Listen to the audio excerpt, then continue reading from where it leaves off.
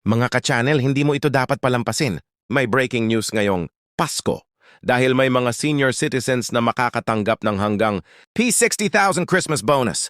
Oh, hindi typo yan. 60,000. Gusto mo bang malaman kung kasama ka o ang magulang mo sa makakatanggap? Stay ka lang dahil ilalahad ko lahat ngayon. Topic: P60,000 Christmas bonus for senior citizens. Mga ka-channel, gaya ng sinabi ko kanina, napakalaking balita ito para sa ating mga senior citizens.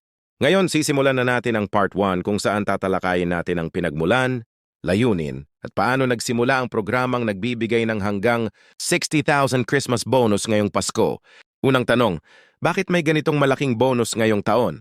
Ngayong 2025, maraming LGU at national agencies ang nag-anunsyo na maglalaan sila ng mas mataas na pondo para sa mga senior citizens. Ito ay dahil sa pagtaas ng presyo ng bilihin, gamot, at pang-araw-araw na gastusin.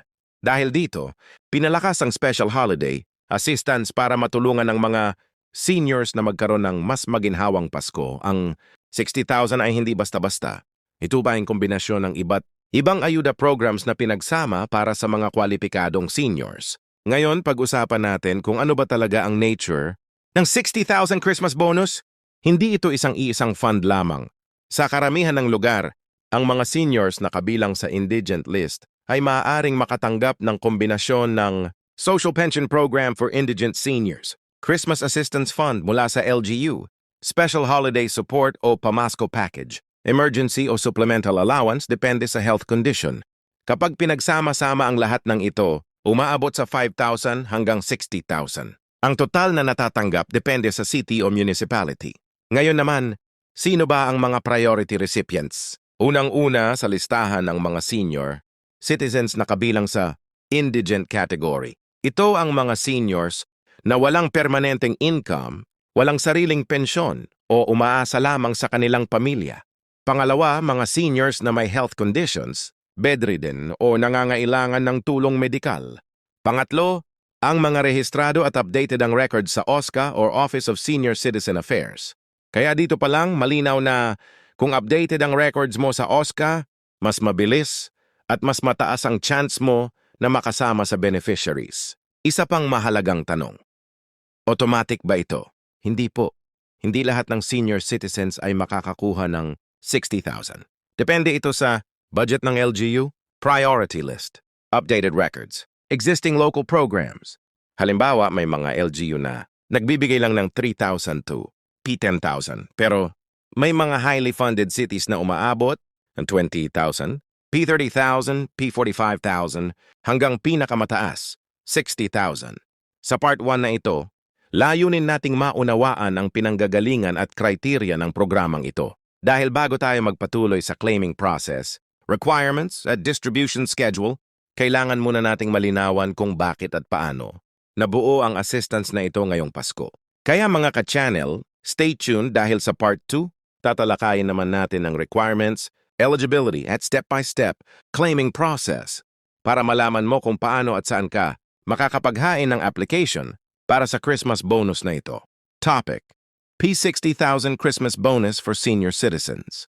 Ngayon mga ka-channel, dumako na tayo sa pinakamahalagang bahagi ng ating video.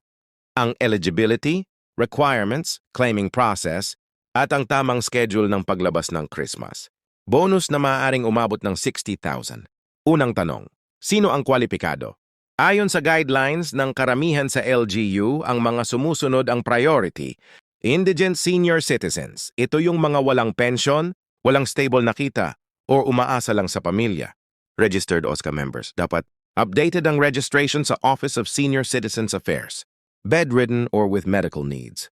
Mas mataas ang chance nila na mabigyan ng full assistance. Seniors na kasama sa validated list ng DSWD at LGU.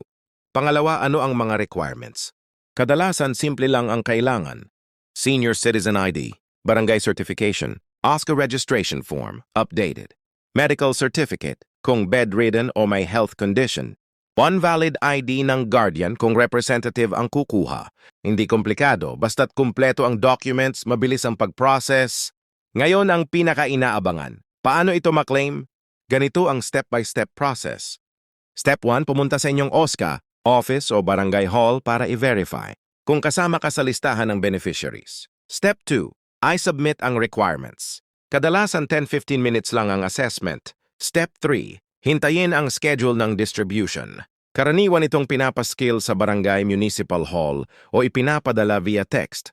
Step 4. Makukuha ang Christmas bonus sa pamamagitan ng direct payout sa barangay, home visit para sa bedridden, bank credit o e-wallet sa ilang LGU. Maraming seniors ang nakakakuha nito between December 5 to December 22 bago ang peak holiday rush. Pero tandaan, depende pa rin ito sa LGU. Kaya mahalaga na updated ka sa announcement sa inyong lugar. Ngayon may tanong ang karamihan. Pwede bang madelay ang payout? Pwede kung hindi updated ang records mo. Kaya sa mga seniors o mga anak na nanonood ngayon, siguraduhin ninyong updated ang OSCA details ng inyong lolo't lola. Yan ang pinakamadalas na dahilan ng delay. At ito ang huli, ngunit pinakamahalaga. Guaranteed ba ang 60,000? Hindi po sa lahat ng lugar. Ang 60,000 ay maximum figure mula sa mga LGU na may malalaking pondo. Pero kahit hindi umabot ng ganyang halaga, sigurado pa rin na may Christmas assistance para sa mga kwalipikadong seniors. Maliit, man o malaki, malaking tulong ito ngayong panahon ng Pasko. Mga ka-channel, sana'y naintindihan ninyo ang buong proseso at sana'y makatulong ito para hindi ma-miss ng ating mga mahal na senior citizens ang kanilang Christmas bonus. Tandaan natin, ang mga lolo't lola natin ay buong buhay. Nagtrabaho para sa pamilya.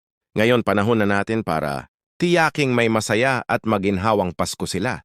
Kung may senior ka sa pamilya, tulungan mo silang mag-inquire at mag-update ng records. Isang simpleng aksyon lang, pero napakalaki ng epekto sa kanila. Kung nagustuhan mo ang video na ito, huwag kalimutang i-like, i-share, at i-subscribe para sa mas marami pang helpful updates. Maligayang Pasko sa lahat ng ating beloved seniors.